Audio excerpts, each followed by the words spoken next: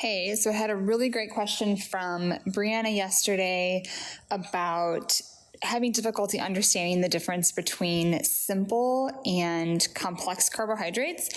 And so I just rated my freezer, fridge, pantry to show you some examples.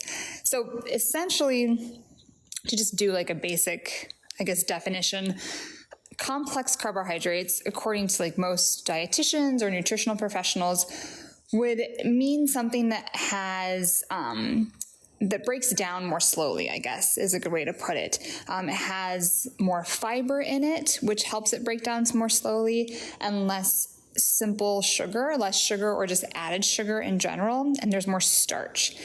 Whereas your simple carbohydrates tend to be more sugar, less fiber, are more refined, and more simple starches, meaning they're easily broken down by the body. So let's start with their simple carbohydrates. So the simple ones, again, tend to be more refined, tend to be more of your like white breads, white flours, a lot of your sugars like, brown sugar, sugar in the raw, granulated sugar, powdered sugar, honey, maple syrup, corn syrup, soda, juice, all these things. So let me move my salad. So like Hershey bar, obvious example. Starburst, obvious example. Soda of some kind, again, obvious example. Just basically straight sugar.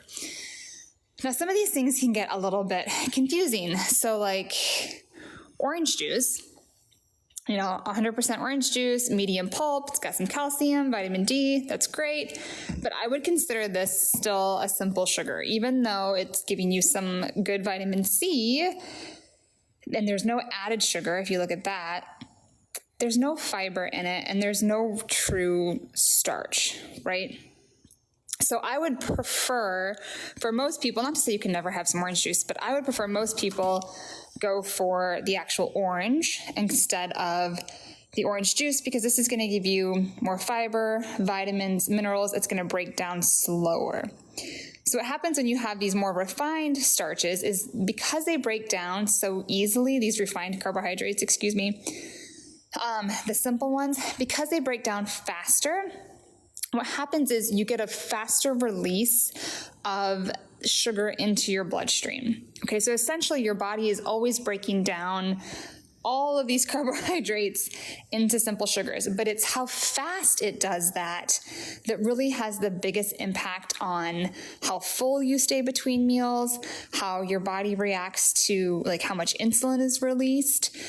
So this is why, especially for people that have diabetes, this is such a big topic. So the faster these get broken down, all of these, the faster that sugar is going to hit your blood, and then the more insulin is going to be released, which essentially means then that the lower your blood sugar will be in the long term. So the more insulin you have released, your cells take up that sugar quickly, and then you're hungry again really fast, which is why like if you've had orange juice or a handful of Starburst versus an apple or an actual orange, you're going to get full or you're going to get hungry faster from these because they're not sticking with you. Your body's not having to really work to break it down.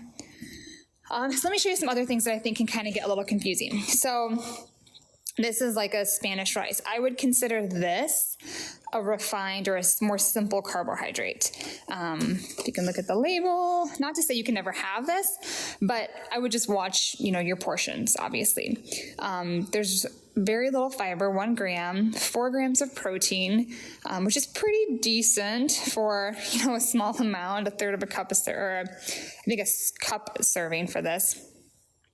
But it's not a whole grain version of this. Brown rice would be a better choice here. This is just kind of regular white rice. Something else that can get a little tricky, these fruit bars, they look healthy, right? You can see strawberries on the front. They say made with organic grains.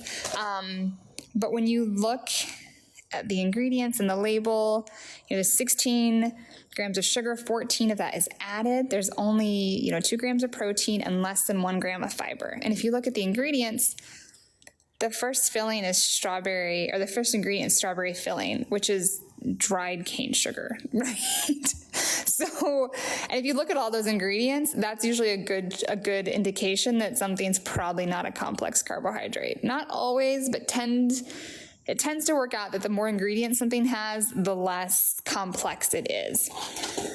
Same thing. This is a pretty big, simple sugar. I can throw my husband under the bus for buying these. Another one that can be kind of tricky is, it says organic, which, makes me as a mom feel better for giving it to my kids, but this is still a simple, refined carbohydrate, right? Same thing. The Honest Juice box, it looks really nice, right? It only has 35 calories. There's no added sugar, which makes me feel a little bit better, again, as a parent or just as a human. But this is still a simple carbohydrate. There's no fiber in this. There's nothing to really slow it down in your body. Again, it's a better choice, and not to say, again, this is never, you can't ever have this, but just to be aware of where the simple carbohydrates are coming in. Excuse me. So now we'll get into more of the complex carbohydrates. And this one is a wider variety, and it tends to get, I think, a little bit more confusing for people. So like all vegetables, starchy and non-starchy, so like carrots, my super greens, these are mostly carbohydrate, a little bit of protein. That would be considered a complex carbohydrate, even though there's very little actual grams of carbohydrate in that. Peas would be an example of a complex. My sweet potato, I've got some green lentils here, some barley. This is an example. These are alphabet noodles actually made from chickpeas. Where's my label there? So you can see there's 5 grams of fiber in these, no added sugar, which is nice, and 13 grams of protein. So this is pretty great for people that are post-op too, maybe a couple months or so. If you're looking for a noodle to add in, this Banza company is a good one. Anyways, Triscuits are one that I don't know. I call them a whole grain or complex carbohydrate, but I would still kind of watch, your portion size. This says 6 crackers is a serving. I would say for most people after surgery, 4 crackers, 3 or 4 is probably a closer serving. But I'm going to give this one a hall pass. What else do I have here? So my refried beans would be considered a complex carbohydrate. Nuts and seeds, dairy. So dairy is one that doesn't really fit into a clean box, which is kind of hard. But I consider dairy that has no added sugar to be kind of in that realm of complex carbohydrate. As you can see, there's no added sugars. There's 9 grams of protein. 9 grams of total carb. 8 of that is sugar, but it's the lactose, that natural sugar that occurs in milk. So I'm not as worried about this because, again, it has the protein and some fat to kind of slow it down. Now, if this was a sweetened yogurt, it would be a whole different story in my book. Or like ice cream would not be included in this. And then fruit. So fruit is one that gets a lot of people hyped up. I consider fresh fruit a complex carbohydrate. Now, that doesn't mean that you can just eat it until the cows come home, especially something like watermelon. I watched my 7-year-old eat 8 slices of watermelon like this the other day. It's probably too much. But again, maybe a cup of watermelon would be great. Same thing with a cup, an apple, 1 cup is about a serving. Again, most people after surgery, that's not going to be realistic the first 6 to 12 months. But 1 to 3 servings of fresh fruit each day, I am totally good with and think that is a great complex carbohydrate to have because it gives you fiber, vitamins, minerals, and the prebiotics.